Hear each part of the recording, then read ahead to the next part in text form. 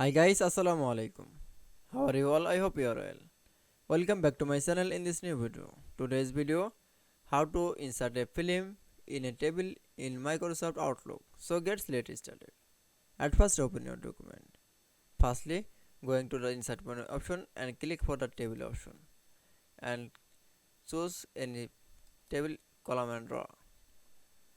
And now then first column is the click is going to the insert menu option and click for the picture option and click for this device option and click any source picture. This loading option is waiting.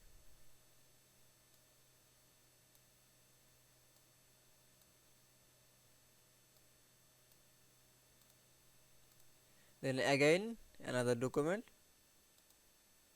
click for the column and going to the insert menu option and click for the picture option and click for this device option and click the any source picture.